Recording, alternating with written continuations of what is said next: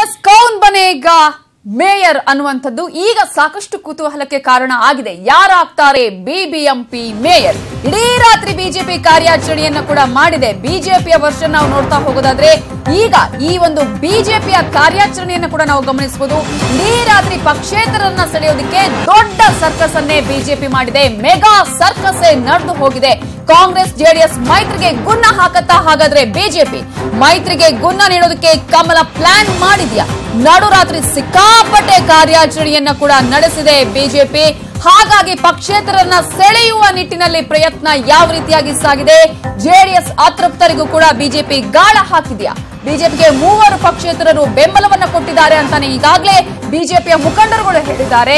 ಜೆಡಿಎಸ್ನ 4 ಅತೃಪ್ತರು ಬೆಂಬಲ ಕೊಟ್ಟಿದ್ದಾರೆ ಅಂತ ಹೇಳ್ತಿದ್ದಾರೆ. ಹಾಗಾದ್ರೆ ಯಾವ ರೀತಿಯಾಗಿ ಸರ್ಕಸ್ ನಡೆದಿದೆ? ಯಾವ ರೀತಿಯಾಗಿ ಕಾರ್ಯಾಚರಣೆ ನಡೆದಿದೆ? ಮೇಯರ್ ಪಟ್ಟಕ್ಕೇರಲು ಯಾವ ರೀತಿಯಾಗಿ ಬಿಜೆಪಿ ಸ್ಕೆಚ್ ಅನ್ನ ಹಾಕಿದೆ? ಅಶೋಕ್ ಸೇರಿದಂತೆ ಹಲವರು ಪ್ಲಾನ್ ಅನ್ನು ಕೂಡ ಮಾಡಿದ್ರು. ಹಲವು ದಿನಗಳಿಂದ ಸೆಪ್ಟೆಂಬರ್ನಿಂದನೇ ಸಾಕಷ್ಟು ಸಭೆಯ ಮೇಲೆ ಸಭೆಯನ್ನು ಕೂಡ ಮಾಡಿಕೊಂಡಿದ್ರು. ಬಿಬಿಎಂಪಿಯಲ್ಲಿ ಹಿಡಿತವನ್ನ ಸಾಧಿಸೋದಕ್ಕೆ ದೊಡ್ಡ ಸಾಹಸವೇ ನಡೆದು ಹೋಗಿದೆ. ಹರಸಾಹಸವೇ ನಡೆದು ಹೋಗಿದೆ.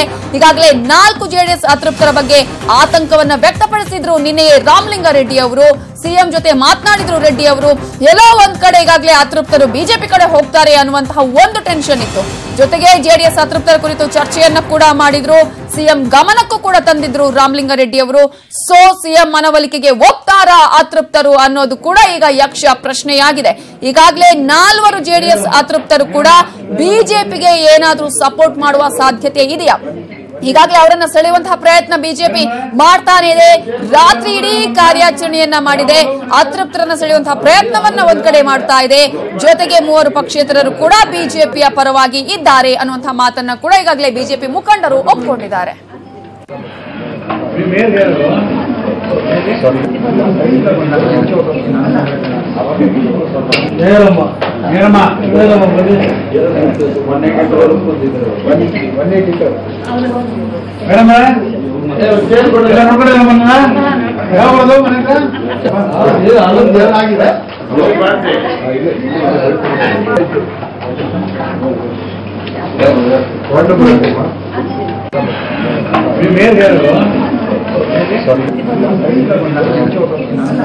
ಈಗಾಗಲೇ ಮೇಯರ್ ಹುದ್ದೆಗಾಗಿ ದೊಡ್ಡ ಜಿದ್ದಾಜಿದ್ದಿಯೇ ನಡೀತಾ ಇದೆ. ಪಕ್ಷೇತರನ್ನು ಸೆಳೆಯುವಂತಹ ಪ್ರಯತ್ನಗಳು ಕಾಂಗ್ರೆಸ್ ಹಾಗೆಯೇ ಬಿಜೆಪಿಯಿಂದ ನಡೀತಾನೆ ಇದೆ. ರೆಸಾರ್ಟ್ ರಾಜಕಾರಣ ಕೂಡ ನಡೆದು ಹೋಗಿದೆ. ಈಗಾಗಲೇ 8 ಗಂಟೆಯಿಂದ 9:30ವರೆಗೆ ನಾಮಿನೇಷನ್ ಪ್ರಕ್ರಿಯೆ ನಡೀತಾ ಇದೆ. ಆ ಒಂದು ಪ್ರಕ್ರಿಯೆಯ ದೃಶ್ಯಗಳನ್ನ ಕೂಡ ನೀವೀಗಾಗಲೇ ಗಮನಿಸ್ತಾ ಇದ್ದೀರಾ. ಬಿಜೆಪಿಯಿಂದ ಶೋಭಾ ಅಂಜನಪ್ಪ ಮೇಯರ್ ಅಭ್ಯರ್ಥಿಯಾಗಿ ಕಣಕ್ಕಿಳಿದಿದ್ದಾರೆ. ನಾಮಿನೇಷನ್ ಕೂಡ ಸಲ್ಲಿಸಿರುವಂತಹ ದೃಶ್ಯಗಳನ್ನ ನೀವೀಗಾಗಲೇ ಗಮನಿಸ್ತಿದ್ದೀರಿ. ಈಗಾಗಲೇ ಶೋಭಾ ಅಂಜನಪ್ಪರ ಹೆಸರನ್ನ ಕೊನೆಯ ಕ್ಷಣದವರೆಗೂ ಕೂಡ ಬಿಜೆಪಿ ಒಂದು ರೀತಿಯಲ್ಲಿ ಸಸ್ಪೆನ್ಸ್ ಆಗಿ ಇಟ್ಟಿತ್ತು. ಆದ್ರೆ ಕೊನೆಯ ಕ್ಷಣದಲ್ಲಿ ಈಗ ಶೋಭಾ ಅಂಜನಪ್ಪ ಅವರ ಹೆಸರನ್ನ ಈಗ ಹೇಳಿದೆ ಬಿಜೆಪಿ. ಈಗಾಗಲೇ ಶೋಭಾ ಅಂಜನಪ್ಪ ಅವರು ನಾಮಿನೇಷನ್ ಅನ್ನು ಕೂಡ ಫೈಲ್ ಮಾಡಿರುವಂತಹ ದೃಶ್ಯಗಳನ್ನ ಗಮನಿಸ್ತಾ ಇದ್ದೀರಾ ಈಗಾಗಲೇ.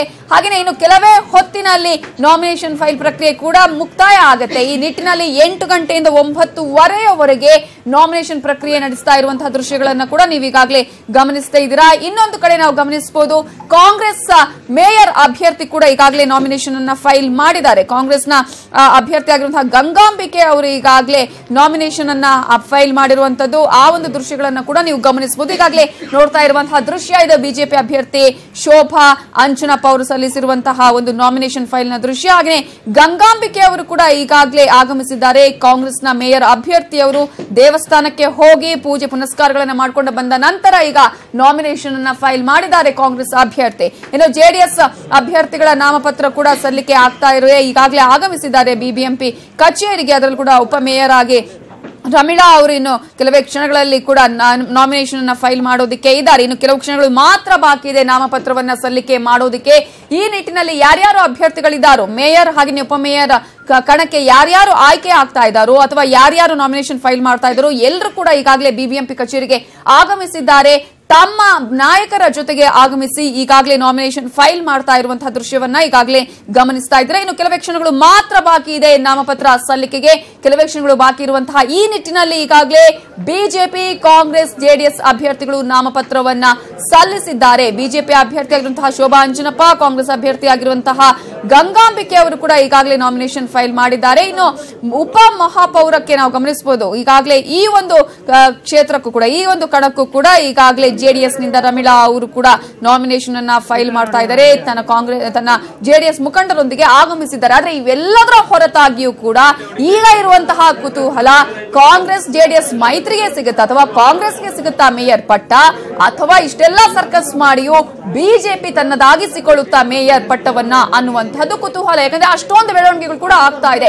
ಬಿಜೆಪಿ ಮುಖಂಡರುಗಳು ಕೂಡ ಈಗಾಗಲೇ ಸಾಕಷ್ಟು ಸರ್ಕಸ್ ಮಾಡ್ತಾ ಇದ್ದಾರೆ, ಕಸರತ್ತು ಮಾಡ್ತಾ ಇದ್ದಾರೆ, ಪಕ್ಷೇತರನ್ನ ಸೆಳೆಯುವಂತಹ ಪ್ರಯತ್ನ ಮಾಡ್ತಾ ಇದ್ದಾರೆ. ಜೊತೆಗೆ ಯಾರ್ಯಾರು ಜೆಡಿಎಸ್ ಅತೃಪ್ತರಿದ್ದಾರೋ ಸೌಮ್ಯ ಪರವಾಗಿ ಸಾಕಷ್ಟು ಶಾಸಕರುಗಳು ಕೂಡ ಬೆಂಬಲವನ್ನ ಕೊಟ್ಟಿದ್ರು. ಆದ್ರೆ ಕೊನೆಯ ಕ್ಷಣದಲ್ಲಿ ಕೈ ತಪ್ಪಿದೆ ಸೌಮ್ಯ ಅವರಿಗೆ. ಈ ಹಿಂದಿನ ಒಂದು ಮೇಯರ್ ಚುನಾವಣೆಯಲ್ಲೂ ಕೂಡ ಆಕಾಂಕ್ಷಿಯಾಗಿದ್ರು ಸೌಮ್ಯ ಅವರು, ಆಗ್ಲೂ ಕೂಡ ಕೈ ತಪ್ಪಿತ್ತು. ಅದೇ ಒಂದು ಅಸಮಾಧಾನ ಸೌಮ್ಯ ಅವರಿಗೆ ಇದೆ. ಆ ಒಂದು ಉಪಯೋಗವನ್ನ, ಅದರ ಲಾಭವನ್ನ ಪಡ್ಕೊಳ್ಳುವಂತಹ ಪ್ರಯತ್ನ ಬಿಜೆಪಿ ಮಾಡತ್ತಾ ಕಾದು ನೋಡಬೇಕು.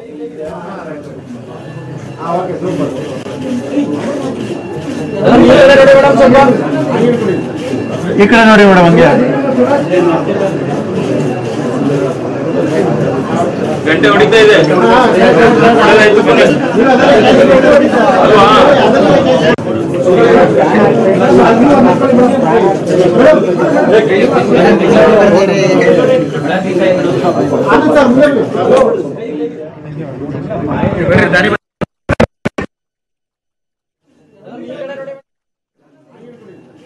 ಈ ಕಡೆ ನೋಡಿ ಮೇಡಮ್, ಹಂಗೆ ಒಂದು ಜಿದ್ದಾಜಿದ್ದಿನ ಕಣವಾಗಿ ಮಾರ್ಪಾಡಾಗಿದೆ ಮೇಯರ್ ಹುದ್ದೆ ಅಥವಾ ಮೇಯರ್ ಕ್ಷೇತ್ರ ಅನ್ನುವಂಥದ್ದು ಕೂಡ ನಾವೀಗ ನೋಡ್ತಾ ಇದೀವಿ. ಬಹಳ ಒಂದು ಪ್ರತಿಷ್ಠೆಯ ಕಣವಾಗಿ ಕೂಡ ಮಾರ್ಪಾಡಾಗಿದೆ. ಇವೆಲ್ಲದರ ಬಗ್ಗೆ ಡೀಟೇಲ್ಸ್ ಕೊಡೋದಕ್ಕೆ ನಮ್ಮ ರಿಪೋರ್ಟರ್ ಚಿದಾನಂದ್ ಪಟೇಲ್ ಈಗ ಸ್ಟುಡಿಯೋದಿಂದ ನೇರ ಸಂಪರ್ಕದಲ್ಲಿದ್ದಾರೆ. ಚಿದಾನಂದ್ ಪಟೇಲ್, ಒಂದ್ ಕಡೆಯಲ್ಲಿ ಈಗ ಬಿಜೆಪಿ ಸಾಕಷ್ಟು ಕಸರತ್ತು ಮಾಡ್ತಾ ಇದೆ, ಸರ್ಕಸ್ ಮಾಡ್ತಾ ಇದೆ, ಏನೇನೋ ಲೆಕ್ಕಾಚಾರಗಳನ್ನ ಹಾಕಿಕೊಳ್ತಾ ಇದೆ. ಹೇಗಾದ್ರೂ ಮಾಡಿ ಈ ಸಲದ ಬಿಬಿಎಂಪಿ ಪಟ್ಟ ಬಿಜೆಪಿಗೆ ಸಿಗ್ಬೇಕು ಅಂತ ಹೇಳಿ ಲೆಕ್ಕಾಚಾರದಲ್ಲಿ, ಈಗಿರುವಂತಹ ಲೆಕ್ಕಾಚಾರದಲ್ಲಿ ಅದು ಸಾಧ್ಯನಾ? ನವಿತಾ ಜೈನ್, ಸ್ವಯಂಕೃತ ಅಪರಾಧದಿಂದ ಬಿಜೆಪಿ ಕಳೆದ 4 ವರ್ಷಗಳಿಂದಲೂ ಕೂಡ ಮೇಯರ್ ಹುದ್ದೆಯನ್ನ ಕಳೆದುಕೊಳ್ಳುವಂತ ಸ್ಥಿತಿ ನಿರ್ಮಾಣವಾಗಿತ್ತು. ಆದರೆ ಈ ಬಾರಿ ಮತ್ತೆ ಮೇಯರ್ ಹುದ್ದೆಗಾಗಿ ಪಡಿಲು ಇನ್ನಿಲ್ಲದ ಕಸರತ್ತನ್ನು ಮಾಡಿತ್ತು. 3 ಪಕ್ಷೇತರನ್ನು ಕೂಡ ಹೈಜಾಕ್ ಅನ್ನು ಮಾಡಿತು. ಜೆಡಿಎಸ್ ನ 4 ಕಾರ್ಪೊರೇಟರ್ಗಳು ಮನವೊಲಿಕೆ ಪ್ರಯತ್ನದಲ್ಲಿ ನಿರತವಾಗಿದೆ. ಆದ್ರೆ ಎಲ್ಲ ಒಂದು ಹಾಗೆ ಸಂಪರ್ಕದಲ್ಲಿ ಗಂಗಾಂಬಿಕೆ ಅವರು ಮಾತನಾಡ್ತಾ ಇದ್ದಾರೆ, ನೋಡೋಣ. ಖಂಡಿತ ಎಲ್ಲಾ ಮಹಾನಗರ ಪಾಲಿಕೆ ಸದಸ್ಯರುಗಳನ್ನು ಪರಿಗಣನೆಗೆ ತಗೊಂಡು ಬೆಂಗಳೂರು ಸಮಗ್ರ ಅಭಿವೃದ್ಧಿಗೆ ಖಂಡಿತ ನಾವೆಲ್ಲರೂ ಕೈ ಜೋಡಿಸ್ತೀವಿ ಅಂತ ಹೇಳಕ್ ಇಷ್ಟಪಡ್ತೀನಿ. ಎಲೆಕ್ಷನ್ ಆಗ್ಬಿಡ್ಲಿ, ಆಮೇಲೆ ಮಾತಾಡ್ತೀನಿ.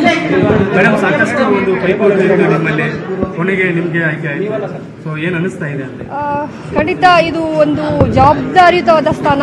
ಈ ಸ್ಥಾನನ ನಾನು ನಿಭಾಯಿಸ್ತೀನಿ ಅಂತ ಅನ್ನೋ ದೃಷ್ಟಿಯಲ್ಲಿ ನನ್ನ ವರಿಷ್ಠರು ನನಗೆ ವಹಿಸಿದ್ದಾರೆ. ಖಂಡಿತ ನಾನು ಅವರ ಅಭಿಪ್ರಾಯನ ಸುಳ್ಳು ಮಾಡಲ್ಲ ಅಂತ ಹೇಳಕ್ ಇಷ್ಟಪಡ್ತೀನಿ. ಮೇಡಮ್ ಹೇಳಿ, ನೀವು ಒಬ್ಬ ನಾಮಪತ್ರ ಸಲ್ಲಿಕೆ ಮಾಡಿದ್ದೀರಿ, ವಿಶ್ವಾಸ ಐತೆ ನಿಮಗೆ ಸಿಗುತ್ತೆ ಅಂತೇಳಿ?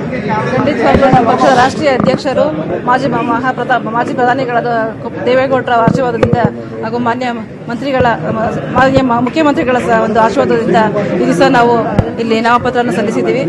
ಎಲ್ಲ ನಮ್ಮ ಪಾಲಿಕೆ ಸದಸ್ಯರು, ನಮ್ಮ ಶಾಸಕರಾದ ಗೋಪಾಲಣ್ಣವರು ಹಾಗೂ ಶರವಣನವರು ಹಾಗೂ ಕುಪೇಂದ್ರ ರೆಡ್ಡಿ ಅವರು ಎಲ್ಲರ ಸಹಕಾರದಿಂದ ನಾನು ಈ ದಿವಸ ನಾಮಪತ್ರ ಸಲ್ಲಿಸಿದ್ದೀನಿ. ಖಂಡಿತವಾಗ್ಲೂ ಅದು ಜಯ ಸಿಗುತ್ತೆ ಅಂತ ಅನ್ಕೊಂಡಿದ್ದೀನಿ.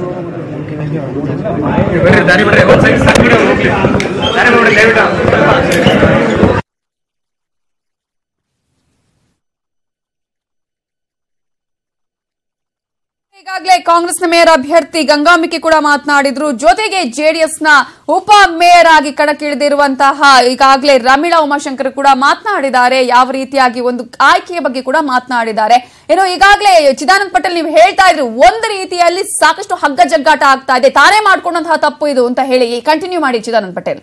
ನವಿತಾ ಜೈನ್, ಯಾಕಂದ್ರೆ ಈಗ 173 ಮತಗಳಿರ್ತಕ್ಕಂಥ ಬಿಜೆಪಿಗೆ ಗೆಲ್ಲಲು ಬೇಕಾಗಿರ್ತಕ್ಕಂಥದ್ದು ಎಕ್ಸ್ಟ್ರಾ 7 ಮತಗಳು. ಆದ್ರೆ ದುರದೃಷ್ಟವಶಾತ್ ಅನಾರೋಗ್ಯದಿಂದ ಬಳಲ್ತಿರ್ತಕ್ಕಂಥ ಕೇಂದ್ರ ಸಚಿವ ಅನಂತ್ ಕುಮಾರ್ ಅವರು ಅಮೆರಿಕದಲ್ಲಿ ಚಿಕಿತ್ಸೆಯನ್ನು ಪಡೆದಿದ್ದಾರೆ. ಹಾಗಾಗಿ ಈ ಒಂದು ಚುನಾವಣೆಗೆ ಅವರು ಗೈರಾಗ್ತಿದ್ದಾರೆ. ಹಾಗಾಗಿ 1 ಓಟು ಮೈನಸ್ ಆಗಿದೆ. ಜೊತೆಗೆ ರಾಜ್ಯದಿಂದ ಆಯ್ಕೆಯಾಗಿರ್ತಕ್ಕಂಥ ರಾಜ್ಯಸಭಾ ಸದಸ್ಯ ಆಗಿರುವಂತಹ ಹಾಗೂ ಕೇಂದ್ರ ರಕ್ಷಣಾ ಸಚಿವೆ ನಿರ್ಮಲಾ ಸೀತಾರಾಮನ್ ಕೂಡ 1 ಓಟ್ ಇತ್ತು. ಆದ್ರೆ ನಿರ್ಮಲಾ ಸೀತಾರಾಮನ್ ಅವರು ಜೋಧ್ಪುರದಲ್ಲಿ ಇವತ್ತು ಸೇನೆಯ ಕಾರ್ಯಕ್ರಮ ಇರೋದ್ರಿಂದ ಯಾವುದೇ ಕಾರಣಕ್ಕೂ ನಾನು ಬರಲಿಕ್ಕೆ ಸಾಧ್ಯ ಇಲ್ಲ, ಇದು ಪೂರ್ವ ನಿಗದಿತ ಕಾರ್ಯಕ್ರಮವಾಗಿದೆ, ಹಾಗಾಗಿ ಈ ಕಾರ್ಯಕ್ರಮ ಮುಂದೂಡಲಿಕ್ಕೆ ಸಾಧ್ಯ ಸಾಧ್ಯ ಇಲ್ಲ ಅಂತೇಳಿ ಬಿಜೆಪಿ ವರಿಷ್ಠರಿಗೆ ಅಂದ್ರೆ ಬಿಜೆಪಿ ರಾಜ್ಯ ನಾಯಕರಿಗೆ ತಿಳಿಸಿದ್ರಿಂದ ಅವರು ಕೂಡ ಬರ್ತಾ ಇಲ್ಲ. ಆ ಮುಖಾಂತರ 2 ಓಟು ಮೈನಸ್ ಆಗಿರುವಂತದ್ದು. ಎಲ್ಲ ಒಂದ್ ಕಡೆ 4 ಜೆಡಿಎಸ್ ಕಾರ್ಪೊರೇಟರ್ ಪ್ಲಸ್ 3 ಪಕ್ಷೇತರ ಕಾರ್ಪೊರೇಟರ್ ನಂಬಿ ಏನು ಬಿಜೆಪಿ ಈ ಒಂದು ಚುನಾವಣೆ ಅಖಾಡಕ್ಕೆ ಇಳಿದಿರುವಂತದ್ದು. ಎಲ್ಲ ಒಂದ್ ಕಡೆ ಕೊನೆ ಗಳಿಗೆಯಲ್ಲಿ ಜೆಡಿಎಸ್ ಕಾರ್ಪೊರೇಟರ್ ಕೈ ಕೊಡುವ ಸಾಧ್ಯತೆ ಇದೆ ಅಂತ ಹೇಳಲಾಗ್ತಿದೆ. ಯಾಕಂತ ಹೇಳಿದ್ರೆ ಅವರಿಗೆ ವಿಪ್ಪನ್ನು ಜಾರಿ ಮಾಡಿದ್ರೆ, ಒಂದು ವೇಳೆ ವಿಪ್ಪನ್ನು ಉಲ್ಲಂಘಿಸಿದ್ರೆ ಪಕ್ಷಾಂತರ ನಿಷೇಧ ಕಾಯ್ದೆಗೆ ಒಳಪಡ್ತಾರೆ. ಆಗ 6 ವರ್ಷಗಳ ಕಾಲ ಚುನಾವಣೆಗೆ ಅವಕಾಶ ಸಿಗೋದಿಲ್ಲ. ಹಾಗಾಗಿ ಎಲ್ಲರೂ ಕೂಡ ಭಯಭೀತರಾಗಿದ್ದಾರೆ. ಹಾಗಾಗಿ 4 ಜೆಡಿಎಸ್ ಕಾರ್ಪೊರೇಟರ್ ಕೂಡ ಇದೀಗ ಜೆಡಿಎಸ್ ವರಿಷ್ಠರು ಸಂಪರ್ಕವನ್ನು ಮಾಡಿದ್ದಾರೆ. ಅವರಿಗೆ ಎಚ್ಚರಿಕೆ ಸಂದೇಶವನ್ನು ರವಾನೆ ಮಾಡಿದ್ದಾರೆ. ಒಂದು ವೇಳೆ ನೀವು ಬಿಜೆಪಿ ಪರವಾಗಿ ನಿಂತರೆ ನಿಮ್ಮ ರಾಜಕೀಯ ಭವಿಷ್ಯ ನಿರ್ನಾಮ ಆಗುತ್ತೆ ಎಂಬ ಎಚ್ಚರಿಕೆಯನ್ನು ಕೊಟ್ಟಿದ್ದಾರೆ. ಹಾಗಾಗಿ ಅನಿವಾರ್ಯವಾಗಿ ಜೆಡಿಎಸ್ ಕಾರ್ಪೊರೇಟರ್ಗಳು ಕೂಡ ಕಾಂಗ್ರೆಸ್ ಮತ್ತು ಜೆಡಿಎಸ್ ನ ಮೈತ್ರಿ ಅಭ್ಯರ್ಥಿಗಳಿಗೆ ಮತ ಹಾಕುವ ಸಾಧ್ಯತೆ ಇದೆ ಅಂತ ಹೇಳಲಾಗ್ತದೆ. ಹಾಗಾಗಿ ಎಲ್ಲೊಂದ್ ಕಡೆ 4 ಮತಗಳು ಕೂಡ ಬಿಜೆಪಿಗೆ ಮೈನಸ್ ಆಗುವ ಸಾಧ್ಯತೆ ಇದೆ ಅಂತ ಹೇಳಲಾಗ್ತಿದೆ. ಇನ್ನೊಂದು ಕಡೆ 3 ಜನ ಪಕ್ಷೇತರರು ಕೂಡ ಹಿಡಿದಿಟ್ಟುಕೊಳ್ಳುವ ಪ್ರಯತ್ನವನ್ನು ಮಾಡಿದ್ರೆ. ಆದ್ರೆ ಆ 3 ಪಕ್ಷೇತರಲ್ಲಿ 2 ಜನ ಪಕ್ಷೇತರನ್ನು ಇದೀಗ ರಾಮಲಿಂಗಾರೆಡ್ಡಿ ಮತ್ತು ಮೇಯರ್ ಅಭ್ಯರ್ಥಿ ಗಂಗಾಂಬಿಕೆಯ ಪತಿ ಮಲ್ಲಿಕಾರ್ಜುನ ಸಂಪರ್ಕವನ್ನು ಸಾಧಿಸಿದ್ದಾರೆ. ಅವರು ಕೂಡ ನಾವು ಕಾಂಗ್ರೆಸ್ ಮತ್ತು ಜೆಡಿಎಸ್ ಅಭ್ಯರ್ಥಿಗೆ ಆಗ್ತೀವಿ ಅಂತ ಭರವಸೆ ಕೊಟ್ಟಿದ್ದಾರೆ ಅಂತ ಹೇಳಲಾಗ್ತದೆ. ಹಾಗಾಗಿ ಎಲ್ಲ ಒಂದ್ ಕಡೆ ಏನು 4 ಜನ ಜೆಡಿಎಸ್ ಕಾರ್ಪೊರೇಟರ್ ಮತ್ತು 3 ಪಕ್ಷೇತರ ನಂಬಿತ್ತಂದ ಬಿಜೆಪಿ ತಮ್ಮ ಅಭ್ಯರ್ಥಿಯನ್ನು ಕಣಕ್ಕಿಳಿಸ್ತಾ ಇದೆ. ಕೊನೆಗಳಿಗೆ ಮುಖಭಂಗ ಆಗುವ ಸಾಧ್ಯತೆಯನ್ನು ತಳ್ಳಿ ಹಾಕುವಂತಿಲ್ಲ. ನವಿತಾ ಜೈನ್, ಎಕ್ಸಾಕ್ಟ್ಲಿ ಇದು ಬಿಜೆಪಿ ಪ್ಲಾನ್ ಏನಾಗುತ್ತೆ ನೋಡೋಣ. ಬಿಜೆಪಿ ಇನ್ನಷ್ಟು ಪ್ರಯತ್ನಗಳನ್ನ ಮಾಡುತ್ತಾ ಅನ್ನೋದು, ಇದ್ರ ಬಗ್ಗೆ ಇನ್ನಷ್ಟು ಮಾಹಿತಿ ಕೊಡ್ತೀವಿ ಚಿಕ್ಕ ಬ್ರೇಕ್ ಆದ್ಮೇಲೆ.